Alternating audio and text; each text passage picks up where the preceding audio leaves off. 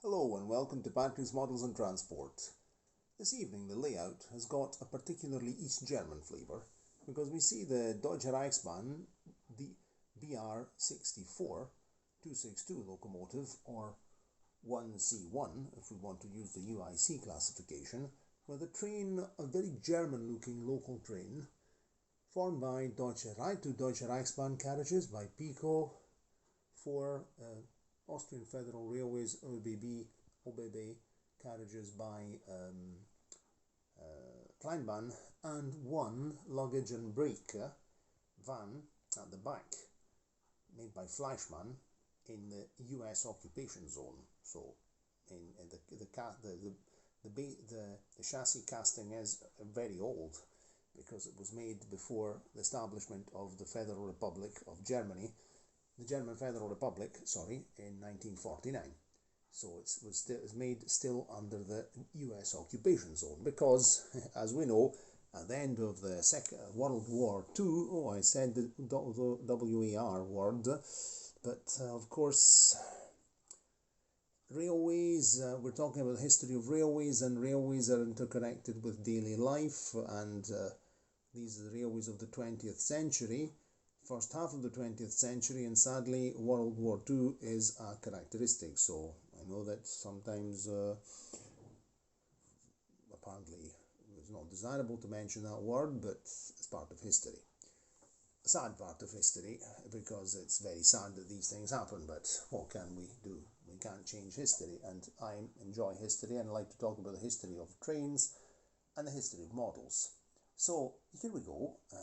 What's happening? The Volkspolizei seems to have a keen interest in this train. They're sitting here with their Wartburg 353 patrol car. In the meantime, the engine driver has given a lift to his fireman in his Trabant 601. It looks like the deluxe model with a two-tone roof. So he's an engine driver. The engine drivers were the aristocracy of the railways. And another Trabant Universal is coming along. And by the way, Deutsche Reichsbahn had very nice uniforms.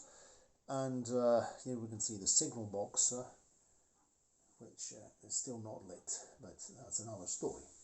Anyway, let's bring the locomotive into view and have a short potted history before the phone plays any tricks on us. This is a fantastic model by Piko, we know about it. Great torque at low speed with its 3-pole motor, great gearing, and it's great everything. Locomotive, it's a fantastic locomotive.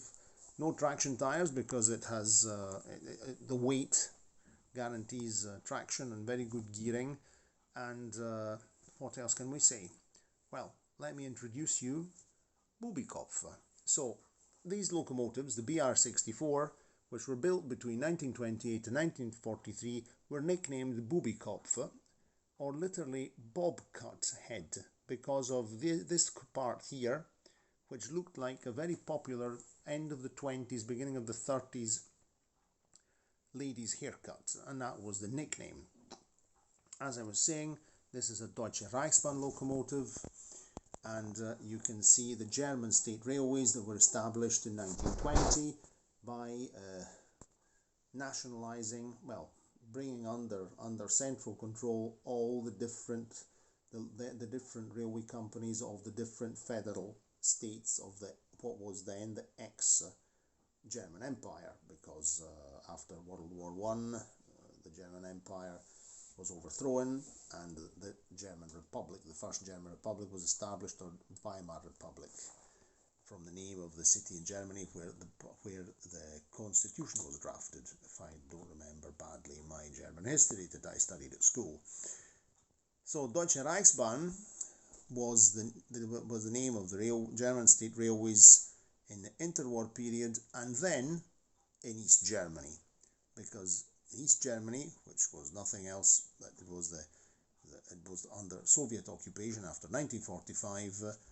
The railways maintained the old name of Deutsche Reichsbahn, and this locomotive, Piko, goods old locomotive, was built in East Germany. This is East German production, built in Zwickau, in Modell Eisenbahn FEB, meaning Model Railway FEB, meaning People's Owned Company, and Volkseigenbetrieb, that means, and they were incidentally in the city of Zwickau, where Trabants were also manufactured at Sachsenring works.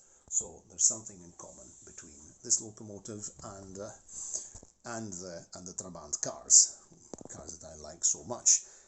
So very short potted history on the class DRG BR64 or class 64. DRG stands for Deutsche Reichsbahngesellschaft, meaning German State Railways Company.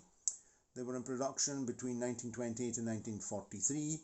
They remained in service until 1974 in West Germany under Deutsche Bundesbahn, German Federal Railways, and until 1975 in East Germany with the Deutsche Reichsbahn in the German Democratic Republic. They had a length of 12,500 millimeters or 12.5 meters, so say about the length, half a meter longer than a standard town city bus, let's say, and a weight of 75.2 tons. These were powerful machines. They were mixed traffic machines. They operated both passenger trains and goods trains. They had a low axle load, so they could go on all types of track, fitted with Bissel pony trucks or bogies front and rear, single, which also allowed this locomotive to be a symmetrical tank engine, meaning that it could allow it to go at the same speed in both directions, because the handling was identical, whether it was travelling cab forward, bunker forward, or boiler forward, let's say.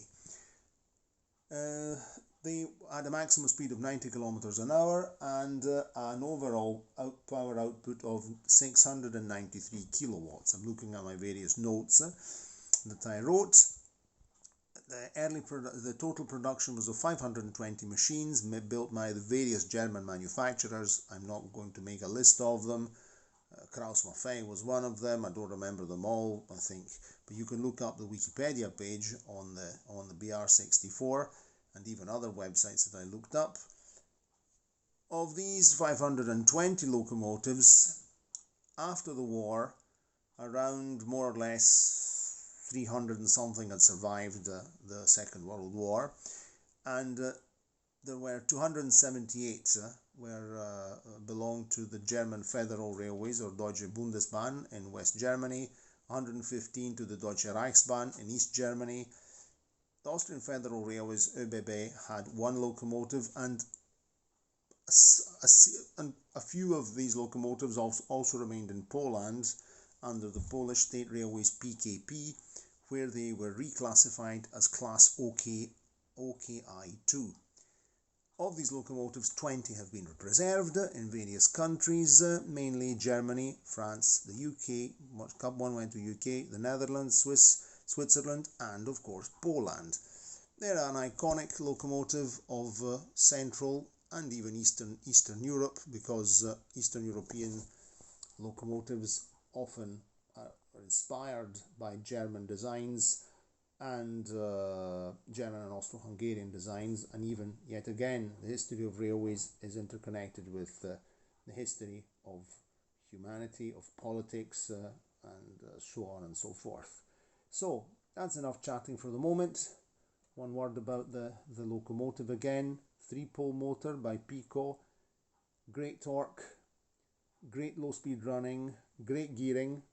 It's an all-wheel drive locomotive with quite a complicated gearing, but we've seen that in detail in all the various videos. I can put some links in the description box eventually, and you can go and see some of the maintenance videos.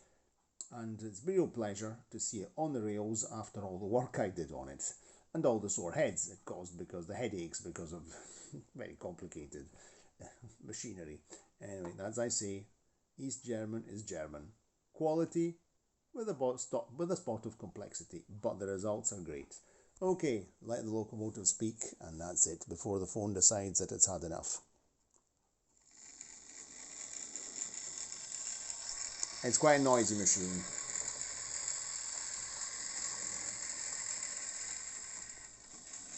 very good on points.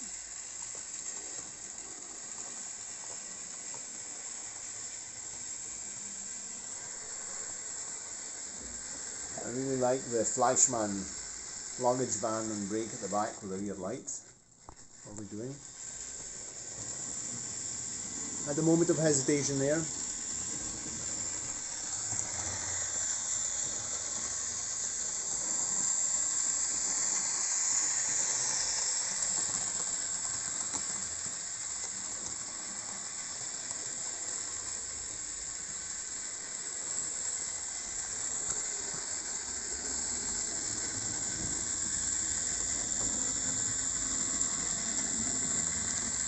Like the weather defect on this locomotive.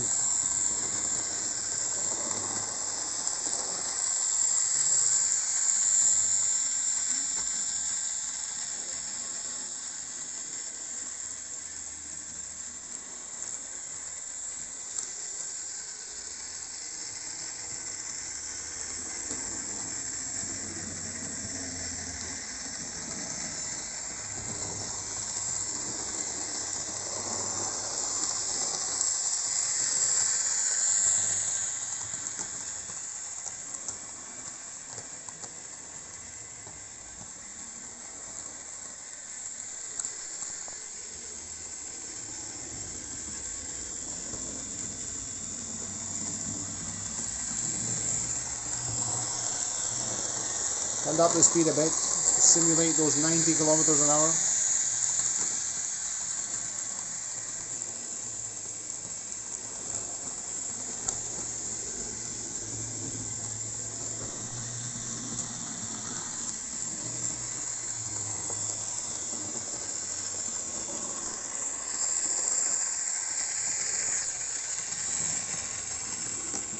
Very good locomotive on points and diamond crossings.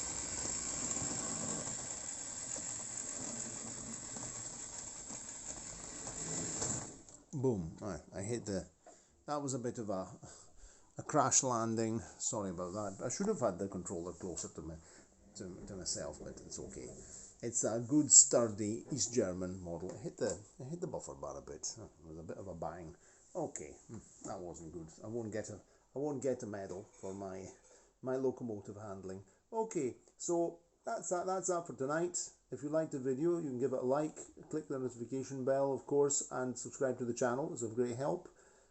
Subscribers are growing. I'm very, very pleased. And here we see our German BR64 Deutsche Reichsbahn locomotive together with the protagonist of an oncoming video, the French State Railways, previously West or État, I don't remember, 140C 231 locomotive, which we'll talk about in an oncoming video. Okay, I'm a bit tired, and that's that. The sun, or the 40-watt bulb, is making a sort of sunset light here on the layout, and it's time to say cheerio and see you next time. Ciao ciao, and let's hope this video saves.